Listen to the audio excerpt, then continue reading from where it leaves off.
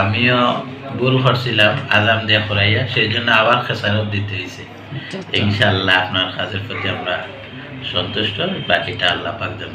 যারা বাচ্চাদেরকে খতনা করাবেন, এই আমি একটা কথাই বলতে চাই যে অনভিজ্ঞ হাজাম দিয়ে খাতনা না করালে ভালো। আমি যে সমস্যা ভুগেছি তারা মানে পরবর্তী তারা না ভোগে, মানে ভাইয়ের মতো এরকম অভিজ্ঞ যাচাই বাছাই করে ডাক্তারের মাধ্যমে খাতনা করানো উচিত। খাতনা করার পরে আমি স্বাভাবিক ছিলাম। আমি প্রতিদিন ডিউটি করেছি 8 ঘন্টা করে। আল্লাহর রহমতে কোনো সমস্যা হয় নাই, আর কেউ বুঝতেও পারে নাই। গোসল করছিলেন? গোসল করছি প্রতিদিন 2 বার, সকালে বিকালে।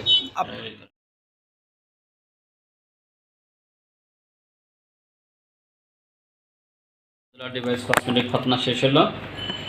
এই যে একটু আগে আপনারা দেখলেন যে বাচ্চার চামড়াটা বেড়ে গেছিলো, চামড়াটা বেড়ে গেছে অর্থাৎ হাজাম দিয়ে করাইছে, তো সঠিকভাবে সঠিক পরিমাপে চামড়াটা কাটা হয়েছিল না, রিমুভ করা হয়েছে না, যেই কারণে আবার আজকে যে ডিভাইস কসমেটিক খতনা করা হলো। ডিভাইস কসমেটিক খতনার একটা গুণ হলো যেটা স্কেলের সাহায্যে সঠিক মাপে কাটা হয়, যেই কারণে আর পরবর্তীতে আর খতনার প্রয়োজনও হবে না, আর চামড়াও বাড়বে না।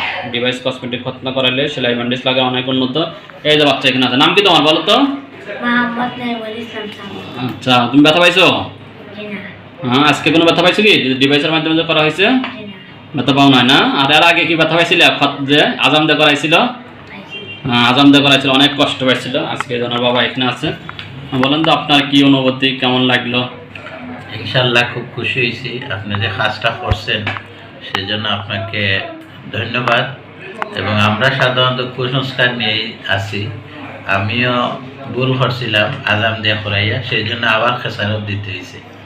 ইনশাআল্লাহ আপনার কাজের প্রতি আমরা সন্তুষ্ট, বাকিটা আল্লাহ পাক যেন তো ডিভাইসের মাধ্যমে করা হয়েছে তো না? যে ডিভাইসের মাধ্যমে করা হয়েছে এবং খুবই ভালো হয়েছে। সেলাই ব্যান্ডেজ লাগে না? সেলাই ব্যান্ডেজ লাগে নাই। আগে হাজাম দিয়ে করাইছিল। জি, সবচেয়ে বড় হইলো ডিভাইসটাই উন্নত মানের, এবং কাজটা একদিনই হবে, সেটা ভালো করে একদিনে করাটাই উত্তম। আমার পরামর্শ হইলো ভালো করে একদিনেই করবেন। টাকা পয়সা তো আসবে যাবে, কিন্তু কাজটা ভালো না হলে যে কোনো বাচ্চাই কষ্ট পাবে। টাকা বাঁচানোর জন্য কষ্ট নিয়ে কোনো লাভ নাই। Thank you.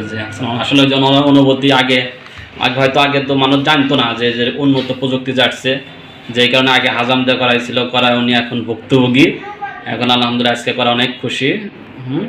আমরা ইনশাল্লাহ যারা আসলে টাকাটা তো বড় না, টাকা তো যেহেতু বিদেশি প্রযুক্তি, ইউরোপিয়ান প্রযুক্তি, টাকা তো খরচ হবেই, আবার অতিরিক্ত খরচ যে তা না। হয়তো ওই যে দেখেন আবার করানো লাগলো, বারে করানো হচ্ছে, বাচ্চাকে কষ্ট দেওয়া হচ্ছে একটু, হয়তো জি জি।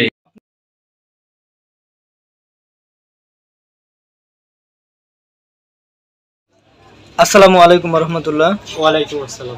আজকে থেকে গত 4 দিন আগে আমাদের এই প্রিয় ভাইয়ের, আমাদের ঢাকা মিরপুর শাখায়, ফাতেমা ডিভাইস কসমেটিক্সের মিরপুর শাখায় আমাদের এই ভাইয়ের রিভিশন সার্কামসিশন খতনা হয়েছিল।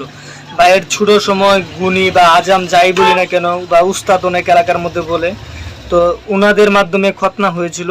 তো খতনাটা সঠিকভাবে স্কিনটা না কাটার ফলশ্রুতিতে এখন আবার এই 26 বছর বয়সে আইসা আবার দ্বিতীয়বার খতনা করানো লাগছে। ভাই, আপনি যদি আপনার পরিচয়টা একটু দেন। আমার নাম মোহাম্মদ শাহিন আলম। আপনি বর্তমানে কি করতেছেন? বর্তমানে একটা ফ্যাক্টরিতে জব করি। আচ্ছা আচ্ছা, তো আপনার ছোট সময়ের কাহিনী সহ যদি একটু বলতেন। আমার বয়স তখন 8 থেকে 9 বছর হবে। আমি আমার পিতা মাথা হাজাম দিয়ে মানে খতনা করাইছিল, করানোর পরে ঠিকমতো কাটা হয়েছিল না, মানে প্রায় না বললেই চলে, মানে অনেকটাই কম। তা অনেক স্কিনটা অনেক কম কাটা হয়েছিল, স্কিনটা অনেকটা কম কাটা হয়েছিল। তা আমি অনেক দিন ধরে সমস্যায় ভুগতেছিলাম যে পরবর্তীতে কি করা যায়, মানে যেহেতু বড় হয়ে গেছি, চাকরি করি একটা, মানে আর এটা গোপনীয়তা বিষয়, এই বিষয়টা নিয়ে আমি অনেক দিন ধরে ভাবতেছিলাম যে কি করা যায়। তা আমি এই ফাতেমা ডিভাইস কসমেটিক খাতনার একটা ভিডিও দেখলাম, ভাইয়ের ভিডিও দেখে আমি এখানে আসছে সেবা নিচ্ছি। তা আলহামদুলিল্লাহ আমি অনেক ভালো আছি এখন। ভাই, খতনা যে হয়েছিল, খতনার পরে ব্যথা কেমন হয়েছিল, বা আপনি কি ডিউটি করতে পারছিলেন কিনা যদি একটু বলতেন। খতনা করার পরে আমি স্বাভাবিক ছিলাম। আমি প্রতিদিন ডিউটি করেছি 8 ঘন্টা করে। আল্লাহর রহমতে কোনো সমস্যা হয় নাই, আর কেউ বুঝতেও পারে নাই। গোসল করছিলেন? গোসল করছি প্রতিদিন 2 বার, সকালে বিকালে। আপনি তো যতটুকু আমাকে বলছিলেন যে আপনি হচ্ছে গার্মেন্টসে জব করেন। হ্যাঁ, একটা গার্মেন্টস, তাহলে গার্মেন্টসের চাকরি তো মোটামুটি ইজি ব্যাপার না, খুবই হাঁটাচলা করতে হয়, হাঁটাচলা করা লাগে, একটু হার্ড আছে, তারপরেও কেউ বুঝতে পারেনি যে আমি খতনা করেছি। বা ওরকম ব্যথা হয় না, মানে না, আপনি না। সুস্থ স্বাভাবিক একদম আমি স্বাভাবিক ছিলেন। ছিলাম ইনশাআল্লাহ। আজকে যে ডিভাইস খোলা হলো কেমন লাগলো? আমি তেমন কোনো ব্যথা পাইনি বলেই চলে, যেহেতু মানে ডিভাইসটা খোলা হয়েছে, আমি ব্যথা পাইনি। আলহামদুলিল্লাহ। আরেকটা বিষয় হচ্ছে গিয়ে, যারা বাচ্চাদেরকে খতনা করাবেন এই হাজাম দিয়ে না করালে আমার দেখতে ভালো হয়। আমি যে সমস্যায় ভুগেছি, যাতে অন্য কেউ যদি এরকম সমস্যায় না ভোগে, মানে সন্তানদের পিতা মাতাদের কাছে আমার এইটুকু বলা ছিল। আসলে আর একটা যারা করতে চান তারা করতে পারেন ভাইয়ের কাছ থেকে।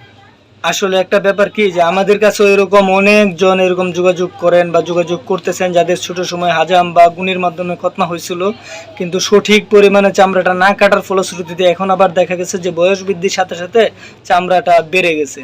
তো ওনাদের আসলে পারিবারিক জীবনে অনেকের অনেক ধরনের সমস্যা হয়। এরকমভাবে কেউ যদি আপনারা ডিভাইস কসমেটিক্স খতনা করাতে চান বড় হয়ে, বা আপনারা জব করতেছেন, জবের ডিউটিও করতে হবে, বা বাসায় আপনারা জানাইতে পারবেন না, আপনার লাইফস্টাইলটা সম্পূর্ণ স্বাভাবিক রাখতে হবে, ওরকমভাবে কেউ যদি চান তাহলে ইজিলি আপনারা ডিভাইস কসমেটিক্স খতনা করাতে পারেন। আমাদের এই শাহিন আলম ভাই হচ্ছেন তার একদম প্রমাণ। আমাদের সোসাইটিতে বেশিরভাগ মানুষই শিক্ষিত, সো সেক্ষেত্রে আপনারা যেখান থেকে সেবাটা নেন না কেন একটু যাচাই বাছাই করে উত্তম সেবা নেওয়ার চেষ্টা করবেন। কারণ গুনি বা আজামের মাধ্যমে আপনি সেবাটা নিলেন আপনার হাতের কাছে, বা আপনি হোম সার্ভিস পেয়ে, কিন্তু এই সমস্যাটা যদি আপনার সঠিকভাবে, মানে আপনার এই খতনাটা সঠিকভাবে না হওয়ার কারণে যদি একটা সমস্যা থেকে যায়, তার জন্য কিন্তু আপনাকে সারা জীবন বুক করতে হতে পারে, বা এমনও হতে পারে যে ভাইয়ের মতন দ্বিতীয়বার আবার খতনার প্রয়োজন হতে পারে। ভাই, সবার উদ্দেশ্যে লাস্টে আপনি কি বলবেন? আসলে সবার উদ্দেশ্যে আমি একটা কথাই বলতে চাই যে অনভিজ্ঞ হাজাম দিয়ে খতনা না করালে ভালো। আমি যে সমস্যা ভুগেছি তারা মানে পরবর্তী তারা যেন না ভোগে, মানে ভাইয়ের মতো এরকম অভিজ্ঞ যাচাই বাছাই করে ডাক্তারের মাধ্যমে খতনা করানো উচিত। অসংখ্য ধন্যবাদ ভাই। আসসালামু আলাইকুম। ওয়ালাইকুম আসসালাম।